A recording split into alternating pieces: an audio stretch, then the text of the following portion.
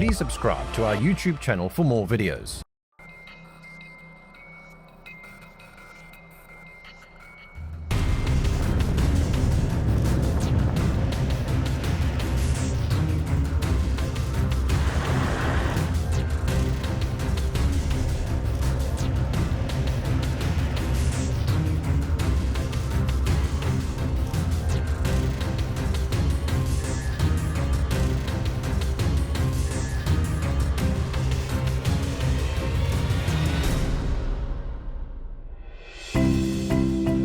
Our 5-day route across the Kruger National Park would be from the Malelan Gate to the Phalaborwa Gate, a total of 370 kilometers. We stayed the first night in Berg, then Skukuza for 2 nights, Satara for 1 night, and then Letaba on the final night before exiting at the Phalaborwa Gate the next day. We were able to drive about 95% of the roads we chose, with a few closures around the park from previous flooding.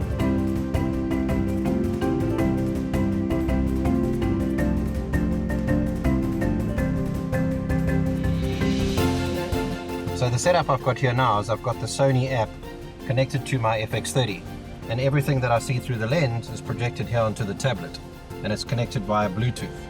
So instead of having to look through the little viewfinder, we can basically see everything that this big lens can see directly on the tablet here. So there's the young baby giraffe. Just show that screen.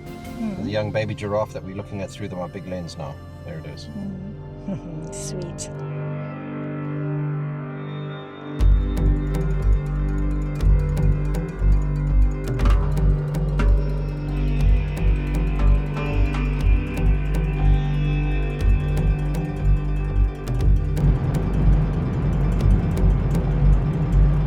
We joined the H3 tar road again and headed up to the Nsemani Waterhole.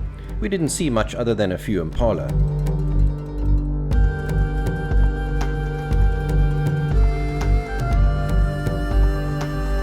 The bird life in the Kruger National Park is truly spectacular if you know where to look.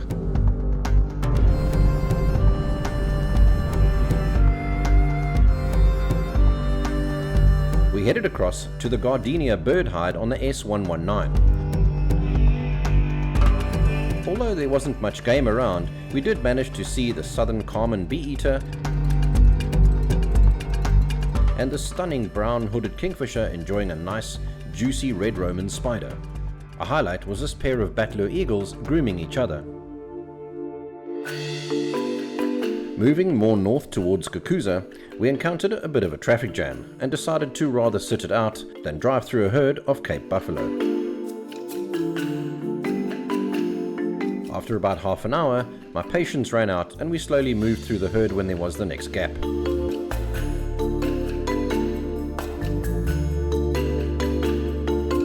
Although the distance between Berg and Skukuza is only 86 kilometers, as many will know, it's slow going on the gravel loops in Kruger with lots of stopping. We arrived at Skukuza around lunchtime. It wasn't worth filming anymore in the midday sun. It was too early to check in, so we relaxed and enjoyed lunch at the Cattle Baron restaurant overlooking the Sabie River.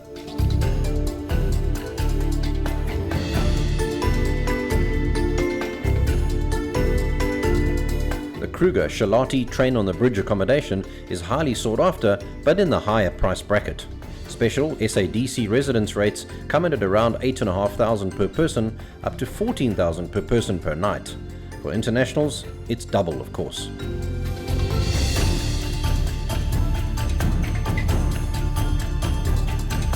After lunch we checked in, and one of the tasks we had to do was find the laundry facilities in the main campsite.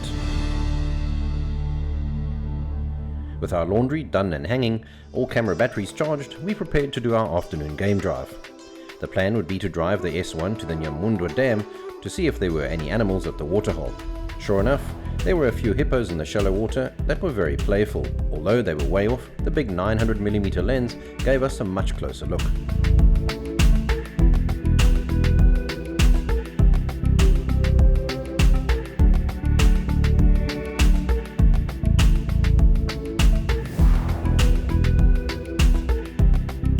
After the incredible hippo experience, we made our way back towards Skukuza, but then decided to go past and explore some of the viewpoints along the Sabie River. we still hadn't seen any type of cat in Kruger Park. Kirsten and I seem to be jinxed when it comes to cat sightings. We didn't see any cats along the Sabie River, but we came across this herd of elephant making their way towards a crossing on the Sabie River.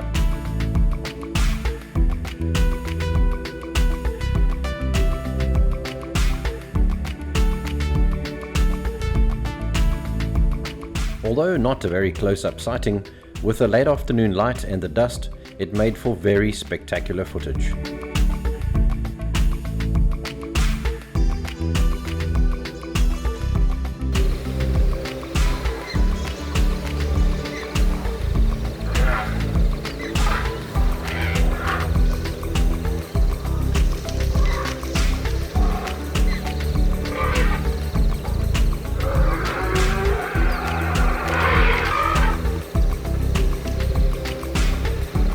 These tourists probably also had a very nice encounter.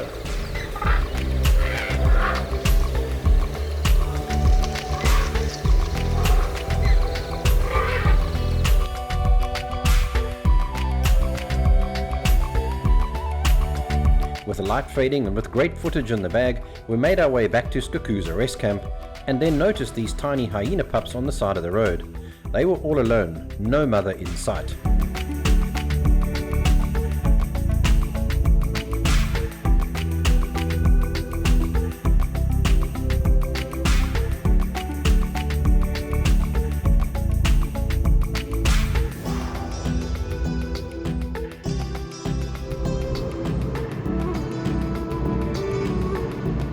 As we do in South Africa after a long day on safari, it was time to kick back, relax, and light the fire.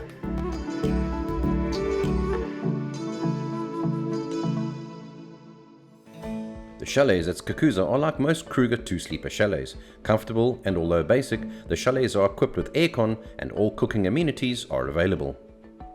After 2 great nights in Skukuza, we continue with our route north along the Mozambique border up to Satara rest camp and further to Letaba for the final night stay in Kruger National Park. We definitely saw more animals in the very early morning, with the added bonus of not racing against the fading light or the rush of having to get back to the rest camp gates before they close.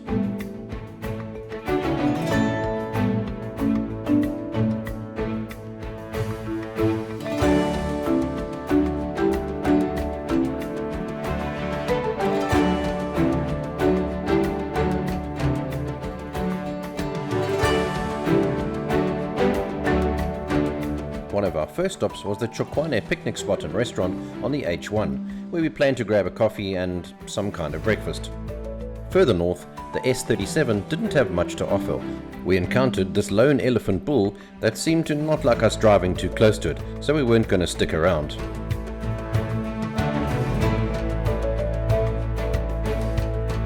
With the late morning light getting a little harsh, instead of continuing with the S41 to Satara, we decided to cut across on the H6 tar road, then up to the S100 running along the Nwanedzi River.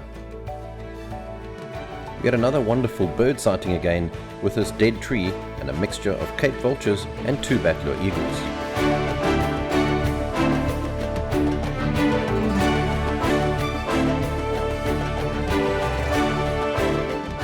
Arriving at Satara rest camp, we did the usual and devoured a great lunch at Tindlovo restaurant before moving to our chalet.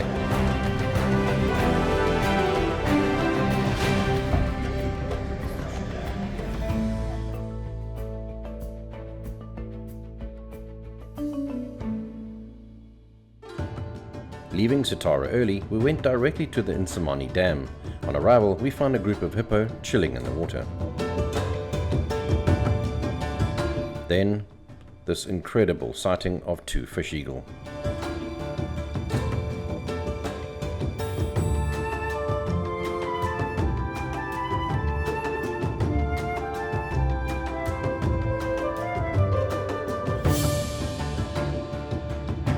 Continuing further north on the S39, near the Rodovale Waterhole, we came across this lone male white rhino with his cut-off horn.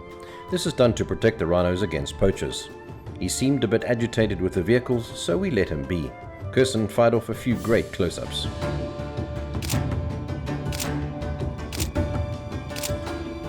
One thing is for sure, the Kruger National Park is a lot of driving. If you want to see game and move from rest camp to rest camp, you're pretty much driving from sunrise each day with a lunch break and then again for a few hours in the late afternoon in the great light before sunset.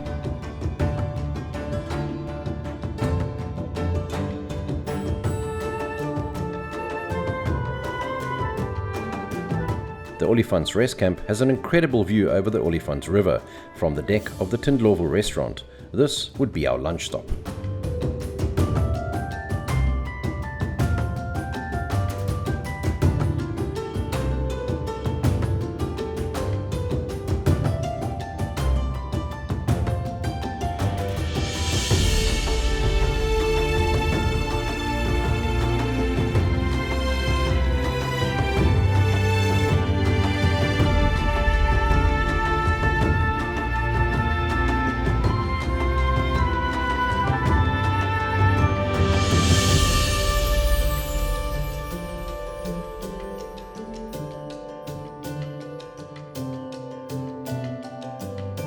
The final push up the H1 to Letaba rest camp didn't yield much game, as it was the middle of the day and the light was very harsh. We did come across another lair of hyena pups playing outside whilst their mother was away scavenging.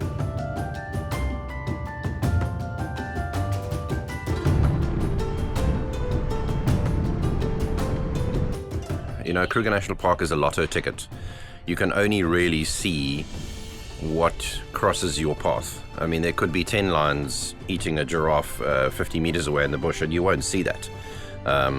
So it's really a lotto ticket. You've got to be in it to win it. You've got to be going out every morning. You've got to be going out every evening. But you still also have to get back to the camp at 5:30 when the sun goes down. So you can't be too far away. So generally we were going out at 3:30, 4 o'clock. And we've been quite diligent with doing lots of little off-road gravel tracks and trying to get near river views and things like that.